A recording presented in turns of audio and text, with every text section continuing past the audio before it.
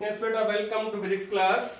Beta, in my last video, we have discussed torque, electric potential energy on electric dipole when it is placed in uniform electric field. तो बेटा last video में हमने कुछ condition discuss की थी, that is stable equilibrium, unstable equilibrium. तो एक बार उनको रिवाइज करते हैं, फिर अगला टॉपिक करते हैं. Now in stable equilibrium, in stable equilibrium, angle between P and E is 0 degree. Stable equilibrium में P और E के बीच में एंगल बेटा 0 आएगा. P वेक्टर और E वेक्टर के बीच में एंगल 0 आएगा. नेट फोर्स की वैल्यू 0 आएगी, नेट टॉर्क 0 आएगा और नेट एनर्जी मिनिमम आएगी, दैट इज माइनस पीई. इसका मीनिंग अगर डाइपोल की इलेक्ट्रिक डाइपोल मोमेंट और इलेक्ट्रिक फील्ड पैरेलल होंगी तो उस केस में डाइपोल स्टेबल इक्विलिब्रियम में होगा. तो अगर हम डाइपोल को इस पोजीशन से किसी और पोजीशन पे डिस्प्लेस करेंगे by some angle that is theta, then it will come back to the same position. तो अगर हम डाइपोल को स्लाइटली यहां से डिस्प्लेस करेंगे फिर इसको रिलीज करेंगे, then it will come back to the same position. इसका मीनिंग यहां पर डाइपोल के पास टेंडेंसी होगी वापस आने की, इसके पास एबिलिटी होगी वापस आने की. Now that ability will make stable equilibrium in dipole. तो ये एबिलिटी इसके अंदर स्टेबल इक्विलिब्रियम बनाएगी. Now in next case, that is in unstable equilibrium,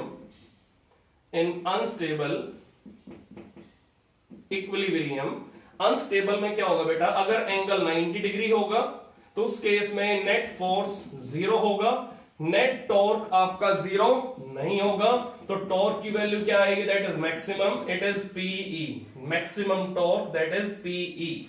now energy का आंसर क्या आएगा, energy will be 0 and it is more than energy we got in stable equilibrium. इसका meaning यहां पर डाइपोल ने एनर्जी भी gain की है और यहां डाइपोल ने टॉर्क भी नॉन जीरो कैरी की है. तो यहां पर कंडीशन कौन सी है, unstable equilibrium, that is unstable equilibrium. Now in unstable equilibrium we have net force can be 0, net torque आपका 0 नहीं होगा, एनर्जी आपकी 0 होगी. तो इस केस में अगर मैं डाइपोल को इलेक्ट्रिक फील्ड के साथ, अगर मैं डाइपोल को इलेक्ट्रिक फील्ड के साथ 90 डिग्री एंगल पे रखूंगा, ये डायरेक्शन किसकी है, P की, ये डायरेक्शन किसकी है, E की, और दोनों के बीच में एंगल कितना है, 90 डिग्री. तो अगर मैं इस पोजीशन से डाइपोल को डिस्प्लेस करूंगा, इस पोजीशन से डाइपोल को मैं रिलीज करूंगा तो डाइपोल कभी भी वापस इस सेम पोजीशन पे नहीं आएगा. Now it is evidence of unstable equilibrium. इसका मीनिंग जब भी किसी बॉडी को आप उसकी रियल पोजीशन से, उसकी मीन पोजीशन से, उसकी इक्विलिब्रियम पोजीशन से डिस्प्लेस करोगे और अगर वो वापस नहीं आती है, अगर वो अपनी सेम इनिशियल कंडीशंस को रिगेन नहीं करती है, अगर वो अपनी सेम इनिशियल पोजीशन को दोबारा से अचीव नहीं करती है, then that is condition of unstable equilibrium. It means यहां पर डाइपोल किसमें होगा, अनस्टेबल इक्विलिब्रियम में होगा. तो इसी टाइप से नेक्स्ट केस क्या था, when angle becomes 180 डिग्री. तो नेक्स्ट केस भी आपका अनस्टेबल इक्विलिब्रियम का ही है. नेक्स्ट केस कौन सा है आपका, it is again unstable equilibrium. अगला केस भी आपका अनस्टेबल इक्विलिब्रियम का है, उसमें एंगल क्या होगा, 180 डिग्री, नेट फोर्स क्या होगा, 0, नेट टॉर्क क्या होगा आपका, net torque that is 0, but energy कैसी होगी, मैक्सिमम, दैट इज प्लस ई. तो इस केस में फिगर कैसे बनेगा, अगर ये डायरेक्शन इलेक्ट्रिक फील्ड की है तो डाइपोल आपका इस टाइप से आएगा, यहां माइनस क्यू, यहां प्लस क्यू. तो ये डायरेक्शन किसकी बनेगी, P की, और ये डायरेक्शन किसकी बनेगी, E की. अब इन दोनों वेक्टर्स के बीच में कितना एंगल है, that is 180 degree, that is 180 degree. तो इस केस में डाइपोल को अगर आप इस पोजीशन से डिस्प्लेस करोगे तो डाइपोल वापस इसी सेम पोजीशन पे नहीं आएगा। तो अगर आप डाइपोल को इस पोजीशन से रिलीज करोगे तो वह डाइपोल आपको वापस इसी सेम पोजीशन पे नहीं आएगा। सो it is position of unstable equilibrium, then again it is position of unstable equilibrium and this is position of stable equilibrium। तो ये हमने तीनों केस अपने लास्ट वीडियो में डिस्कस किए थे, तो हमें इनको माइंड में रखना है और इनको प्रॉपर वे से अंडरस्टैंड करना है। तो अगर डाइपोल आपका नॉन यूनिफॉर्म इलेक्ट्रिक फील्ड में रखा हुआ है तो उस केस में डाइपोल पे नेट फोर्स की डायरेक्शन हम कैसे निकालेंगे। अगला जो मैटर ऑफ डिस्कशन है वो हमारा क्या है कि अगर डाइपोल को हमने रखा है नॉन यूनिफॉर्म इलेक्ट्रिक फील्ड में तो हम क्या टॉपिक बनाएंगे, dipole placed in non uniform electric field, non uniform electric field. उस केस में क्या होगा कि अगर इलेक्ट्रिक फील्ड आपकी लेफ्ट हैंड साइड से राइट हैंड साइड की तरफ इंक्रीज हो रही है, so it is increasing from left hand side to right hand side. तो अगर इस एरिया में, इस रीजन में अगर हम डाइपोल को रखेंगे, अगर इस एरिया में, इस रीजन में अगर हम डाइपोल को रखेंगे तो डाइपोल के ऊपर नेट फोर्स की डायरेक्शन क्या आएगी। अब चेक करते हैं, P की डायरेक्शन और E की डायरेक्शन सेम है तो P और E के बीच में एंगल क्या है, that is 0 degree between P and E। Now अब चेक करना है कि किस चार्ज पे फोर्स आपका ज्यादा आ रहा है और किस चार्ज पे फोर्स आपका कम आ रहा है। अब चेक करो, माइनस क्यू कहां अट्रैक्ट होगा, टुवर्ड पॉजिटिव, तो माइनस क्यू का फोर्स कहां होगा, F1 किस साइड होगा, लेफ्ट हैंड साइड होगा।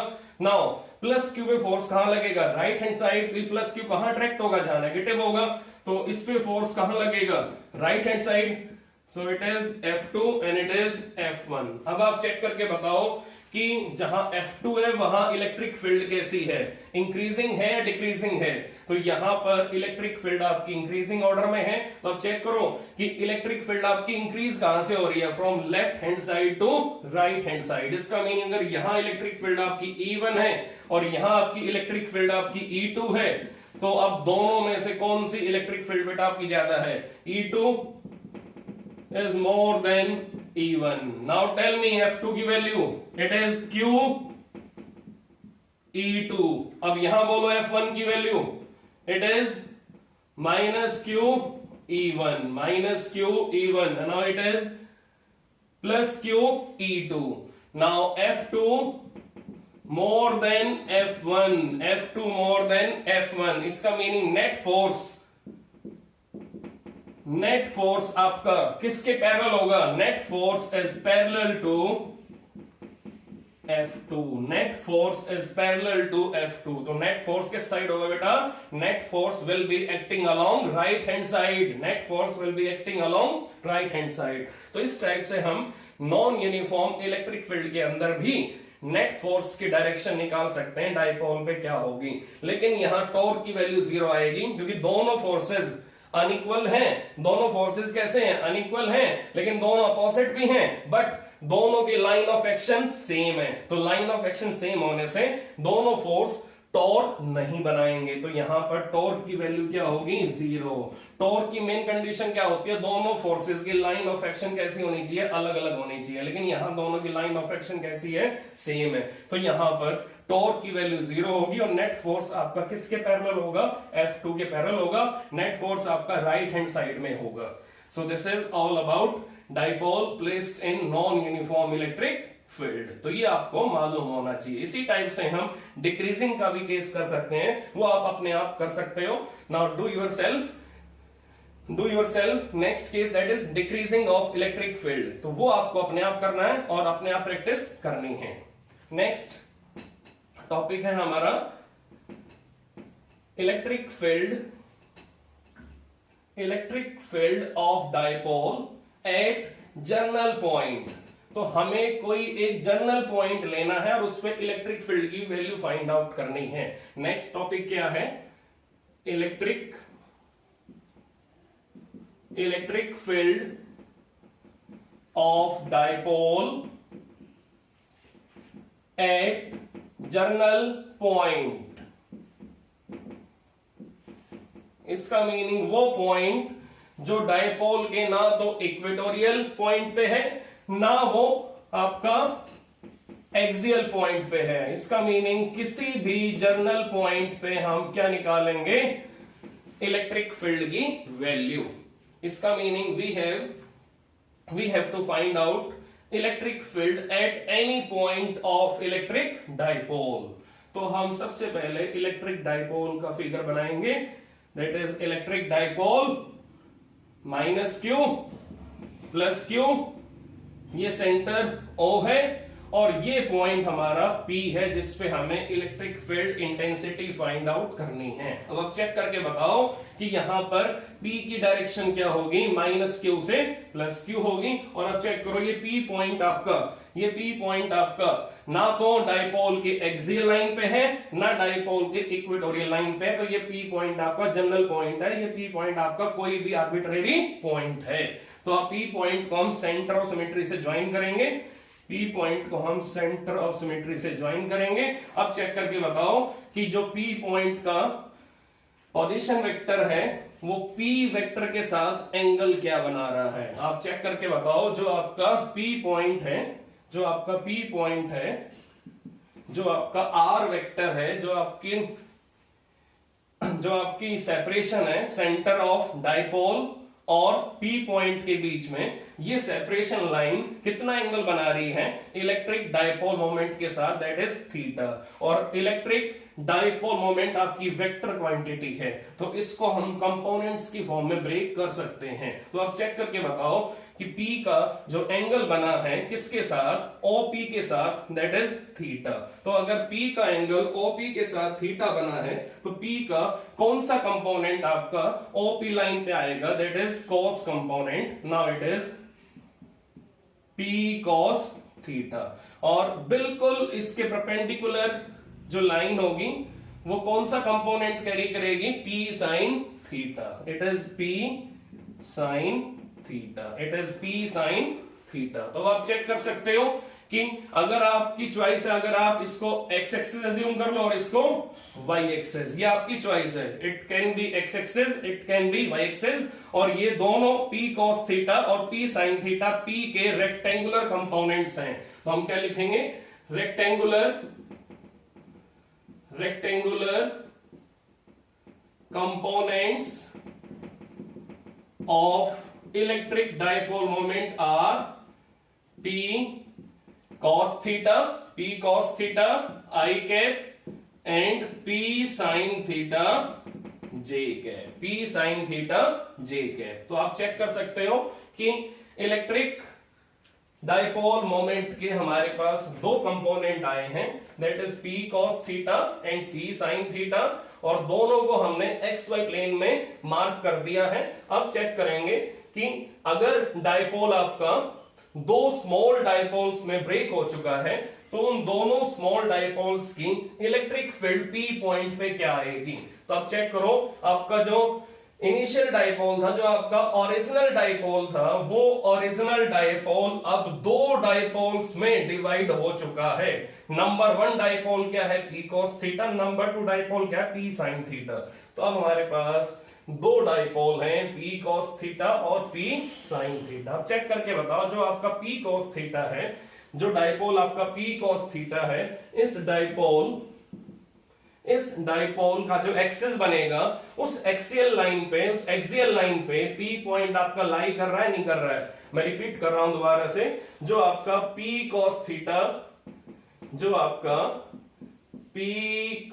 थीटा डाइपोल है, जो उसका एक्सिस है, जो उसका एक्सिस है उसी एक्सिस के ऊपर P पॉइंट आपका लाई कर रहा है नहीं कर रहा है। इसका मीनिंग क्या है? P पॉइंट आपका P cos थीटा वाले डाइपोल के एक्सियल लाइन पे है। Now it is eight axial line of P cos theta. Now it is eight axial line of P cos theta.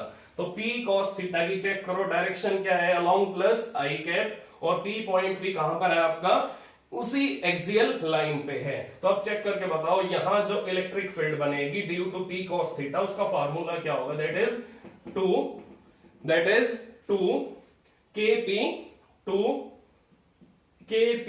cos theta upon distance. बोलो क्या लिया बेटा आपने? डिस्टेंस बोलो क्या लिया आपने? R लिया डिस्टेंस। तो हम डिस्टेंस क्या लेंगे? R लेंगे। That is R³ E1 equal to 2kp cos theta upon R³। अब इसी टाइप से चेक करो, जो डाइपोल आपका P sin थीटा कैरी कर रहा है, जो डाइपोल आपका dipole moment P sin theta carry कर रहा है, ये वाला डाइपोल आपका, जो डाइपोल आपका P sin theta J cap electric dipole moment carry कर रहा है, तो उसके सेंटर से ये P पॉइंट आपका कहां लाई कर रहा है? That P point is at equatorial line of electric dipole. आप चेक करो ध्यान से, ये जो आपका P sin थीटा डाइपोल है, ये जो आपका P sin थीटा डाइपोल है, इस P sin थीटा डाइपोल के लिए ये P पॉइंट कहां आ रहा है? इसी डाइपोल के इक्वेटोरियल पॉइंट पे आ रहा है, नहीं आ रहा? आप चेक कर सकते हो। ये अगर डाइपोल हमारा P sin theta J cap है, ये डाइपोल अगर हमारा इस टाइप से है कि यहां नेगेटिव चार्ज और यहां पॉजिटिव, और ये डायरेक्शन है P sin theta J cap, that is P sin theta, that is electric dipole moment का ये कंपोनेंट है P sin थीटा, और J कैप इसकी डायरेक्शन है। नाउ अब ये जो P sin थीटा वाला डाइपोल है, इसके रेस्पेक्ट में P पॉइंट आपका कहां लाई कर रहा है? इसके इक्वेटोरियल पॉइंट पे, और डिस्टेंस क्या लिया आपने? R लिया है। तो इस केस में यहां पर इलेक्ट्रिक फील्ड का बोलो बेटा क्या आंसर बनेगा? That is KP sin theta upon R³। यहां पर 2 का फैक्टर नहीं आएगा। मैंने आपको लास्ट वीडियो में करवाया था ये आर्टिकल कि electric field intensity at axial point of dipole and at equatorial point of dipole. तो एक्सियल पॉइंट पे क्या आंसर आया था? 2kp अपॉन R³, और इक्वेटोरियल पॉइंट पे क्या आंसर आया था? 2kp sin theta upon R³। नहीं, इक्वेटोरियल पॉइंट पे क्या आंसर आया था बेटा? kp अपॉन R³, और एक्सियल लाइन पे क्या आंसर आया था? 2kp upon R³। तो ये आप करेक्ट कर लेना, अगर मैं रिवर्स में बोल दिया हो तो इसको करेक्ट कर लेना कि in case of axial line हमारा आंसर क्या आया था? 2kp upon R³। In case of equatorial line हमारा आंसर क्या आया था? kp upon R³। तो अब इन्हीं दोनों इलेक्ट्रिक फील्ड को हमें P पॉइंट पे ऐड करना है। हमें अब इन्हीं दोनों इलेक्ट्रिक फील्ड को P पॉइंट पे ऐड करना है। तो अब आपको ये चेक करना है कि ये जो आपका P पॉइंट है, ये कितने टाइप की इलेक्ट्रिक फील्ड कैरी कर रहा है? E1 और E2, E1 और E2। तो अब चेक करना है कि P पॉइंट पे ये दोनों इलेक्ट्रिक फील्ड किन किन डायरेक्शंस में होंगी। P पॉइंट पे ये दोनों इलेक्ट्रिक फील्ड आपकी किन किन डायरेक्शंस में होंगी। अब चेक करते हैं, अगर ये P cos थीटा है तो यहां बोलो क्या होगा? -q, और यहां बोलो क्या होगा? दैट इज, अगर ये -q है और ये +q है, तो अब आपको चेक करना है कि ये -q है, ये +q है। तो अब हमें ये चेक करना है कि यहां P पॉइंट पे E1 की डायरेक्शन क्या होगी। यहां P पॉइंट पे E1 की डायरेक्शन क्या होगी? चेक करो बेटा कि यहां +q है, यहां -q है, तो +q के नजदीक क्या है? P पॉइंट है। P point is very near to +q, तो P पॉइंट पे जो फील्ड होगी वो कैसी होगी? रिपल्सिव होगी। तो P पॉइंट पे फील्ड आपकी +q की वजह से, P पॉइंट पे फील्ड आपकी +q की वजह से कैसी होगी? रिपल्सिव होगी। और -q की वजह से कैसी होगी? अट्रैक्टिव होगी। लेकिन +q आपका P के नजदीक है, तो नेट फील्ड कहां होगी? नेट फील्ड कहां होगी? Parallel to E1, parallel to E1। इसका मीनिंग यहां पर +q की जो फील्ड होगी वो P पॉइंट पे कैसी होगी? आउटवर्ड होगी। और माइनस क्यू की फील्ड कैसी पी पॉइंट पे इनवर्ड होगी, लेकिन दोनों में से कौन सी फील्ड आपकी स्ट्रॉन्गर होगी, आउटवर्ड। क्यों, प्लस क्यू आपका पी पॉइंट के नजदीक है, तो यहां पर नेट फील्ड का आंसर कहां आएगा, in outward direction, in outward direction. Now it is E1, और E1 को कैसे लिखोगे बेटा, 2kp cos theta upon are cube, और साथ में लगाओगे आई कैप, साथ में लगाओगे बेटा आई कैप। ये आर डिस्टेंस मैंने कहां से लिया बेटा, सेंटर से, that is centre to P point, that is centre to P point. अब चेक करो नंबर 2 डाइपोल कौन सा हमारा, पी साइन थीटा वाला। नंबर 2 डाइपोल में कौन सा कंपोनेंट है, साइन थीटा वाला। अब नंबर 2 डाइपोल में कौन सा कंपोनेंट है बेटा, साइन थीटा वाला। चेक करो साइन थीटा वाले केस में यहां माइनस क्यू है, यहां प्लस क्यू है।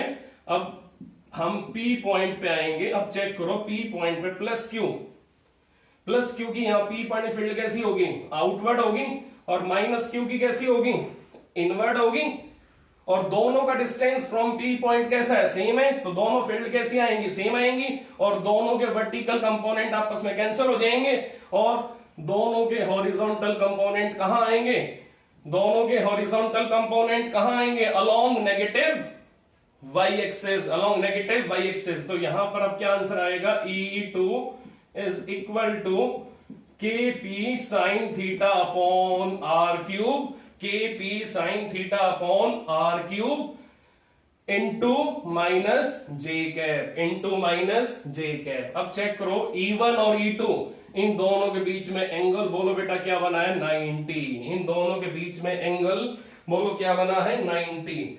तो E1 और E2 दोनों परपेंडिकुलर हैं, तो अब हमें इन दोनों को ऐड करना है। तो अब चेक करते हैं इन दोनों को हम वेक्टर एडिशन रूल से कैसे ऐड करेंगे, इन दोनों को हम वेक्टर एडिशन रूल से कैसे ऐड करेंगे। अब लिखते हैं E1 की वैल्यू और E2 की वैल्यू, बोलो E1 2kp cos theta I cap upon are cube, E2 2 नहीं आएगा, ये इक्वेटोरियल पॉइंट है, तो kp sine theta upon are cube, साथ में माइनस जे कैप। दोनों के बीच में एंगल 90 है, तो दोनों को जब ऐड करोगे तो नेट फील्ड क्या आएगी, net field is equal to under root E1 square plus E2 square plus 2E1 E2 cos 90 0 हो जाएगा। तो E नेट बोलो क्या आएगा, E net is equal to under root, E net is equal to under root E1 square plus E2 square. तो अब check करना ध्यान से, E1 की वैल्यू क्या है बेटा, E1 that is 2kp cos theta upon are cube, इसका square plus now kp sine theta upon are cube, इसका स्क्वायर।